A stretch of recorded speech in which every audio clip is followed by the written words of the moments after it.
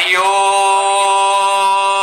नमो भगवते वासुदेवाय। श्रीमद् भागवत प्रथम स्कंध द्वितीय अध्याय। मुनिंक प्रश्न करने सुनी हरसे मने मने गुणी। जीवर हिते कृत कृत्य हसी कहन्ति मुनिसुत। श्रीसुत उवाच जेसुक एमंत गमन करिण देह कले शून्य। पुत्रर स्नेह मने धरी व्यास डाकन्ति उच्च करी। पितार स्नेह भग्न अर्थे उत्तर देले वृक्ष रूपे। ताहांकु मोर नमस्कार जे हृदय सर्व प्राणींकर। जीवर परित्राण अर्थे करुणा बही जेहुचिते। अखिल वेदर सागर जे अनुभव आपणार। कहिले पुराणर सार ताहांकु मोर नमस्कार। भारती नर नारायण जे सत्यवतीर नंदन। जे नरोत्तम ए संसारे नमई ताहांक पयरे। सुण सकल मुनिजन साधु ए तुम्भर वचन। परम मंगल ए बाणी जीवनी स्तरे हासुणी। परम धर्म ए जगते कृष्ण भजन जेते मते। फलर आशा जही नाही विघ्न पशिब अबा काहीं। वासुदेवंक ठारे जेबे भक्ति उदय हुए तेबे। ज्ञान वैराग्य जात हुए शुष्क तर्कादि नाश जाए। भक्ति कले जे ज्ञान हुए जीवन पड़े माया मोहे। विष्णु चरित शुणी जेबे भक्ति न जन्मे मूढ़ भावे। केवल श्रम ताहांकर काहू तरिबे तम घोर। अर्थ संचंती जेते नर केवल श्रम ताहांकर। अर्थे न पाई काम मोक्ष जे प्राणी अधम प्रत्यक्ष। इंद्रिय अर्थ प्रिय जेते लोभे भ्रमई काम अर्थे। जावत जीवन धरई काम लोभरे सुख नाही। जीवर तत्व जानिबारे के ज्ञानी अछि ए संसारे। तत्व विचार ज्ञान जेते ज्ञानी कहन्ति ए जगते। केहू कहन्ति ब्रह्म तत्व केहू बा कहे परमार्थ। केहू कहन्ति भगवान निर्मल परम जे ज्ञान। ए भावे प्रीति जे करन्ति ज्ञान वैराग्य आचरन्ति। करन्ति कृष्ण ठारे भक्ति आत्मा रे आत्मा को देखन्ति। हरि श्रवणु भक्ति जात अज्ञानी न जाने जगत। एणु अखिल ए जगते अछन्ति वर्णाश्रम जेते। स्वभावे धर्म आचरणे भक्ति उपुजे नारायणे। जेबे संतोष कृष्ण पाई प्राणी को चतुर्वर्ग देई। एखेनी होई एक मन भावे तो शिवे भगवान। विष्णुर गुण कर्म जेते नित्य शुणिब कर्ण पथे। निर्मल करी स्थिर मन निरते करीब कीर्तन।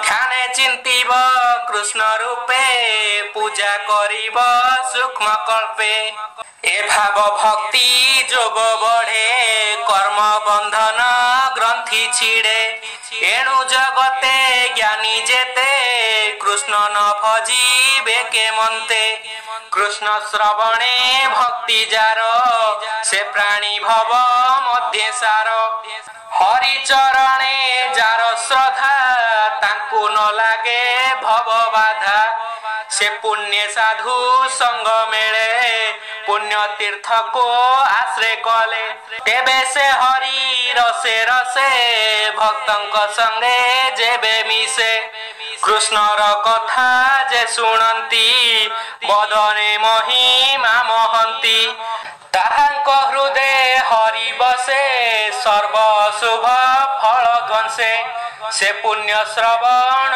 कीर्तन वेदे करती मुनिजन साधु जनक मित्र हरि एणु भकत कुआदरी ताहांक हृदय हरि बसे सर्व अशुभ फल ध्वंसे से पुण्य श्रवण कीर्तन वेदे कहंती मुनिजन साधु जनक मित्र हरि एणु भकत कुआदरी हेळे तारई भव सिंधु जेणु भकत जन बंधु भक्त जनक सेवा बळे तह न होती अमंगले तेबे से गोविंद विषये भक्ति उपजे नर देहे स्वभावे रज तम दुई कामादि जेते रिपु थाई चित्तु बाहर होई जाती सात्विक गुण आबरंती एते प्रकारे जेबे मन निर्मले होइब प्रसन्न तेबे से भक्ति जोग बळे श्री कृष्ण भक्त संग मिले निर्मल ज्ञान प्रकाशई जन्म मरण आदि काहि अशेष कर्म ग्रंथि बंध एणे छिड़ई सर्वद्वंद सर्व संशय तुले कर्म छाड़ई विष्णु माया भ्रम आत्मा रे आत्मा से देखंती जन्म मरणे नाही भ्रांति एणु पंडित जन जेते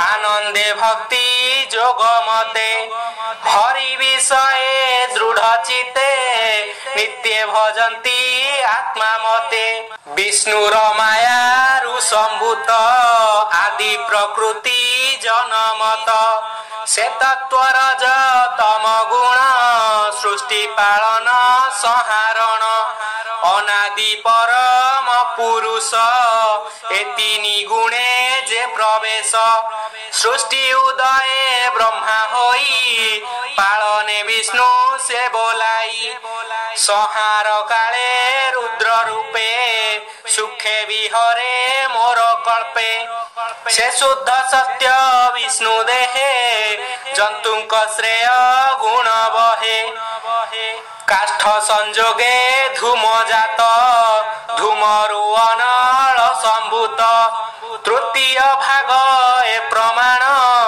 तामस रज सत्व गुण ए भावे ब्रह्मा परिमाणी भव सागरु तरे प्राणी निर्मल चेता मुनि जेते जे उत्पत्ति ए जगते स्वभावे घोर भयंकर एणे न भजे मन जार अहिंसा शांति गुणे थांती हरि चरण नित्य चिंती धन संपदे जार इच्छा से करे भूत प्रेत दीक्षा संसारे वेद कर्म जेते तप साधने क्रिया मते परम तत्व ज्ञानी आदि कठोर जेते कर्म साधी ए सर्वगति नारायण एबे हो मुनि गणे सुण एमन्ते सूक्ष्म रूप धरे मायारे संसारे विहरे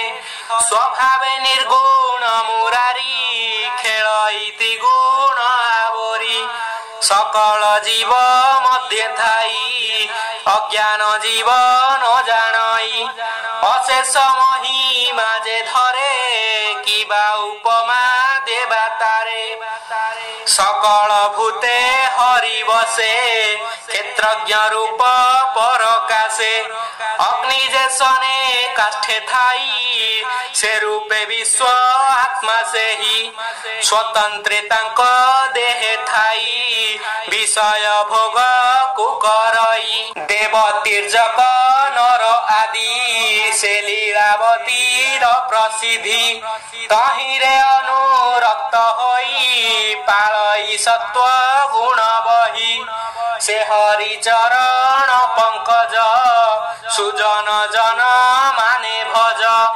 कहई जगन्नाथ दास गीत प्रबंधे कृष्ण रस इति श्रीमद्भागवते महापुराणे पारमहंसाय संहिताया 82 प्रथम स्कंदे नैमिषोपाख्याने श्री भगवदानुभाव वर्णनम नाम द्वितीयोऽध्याय।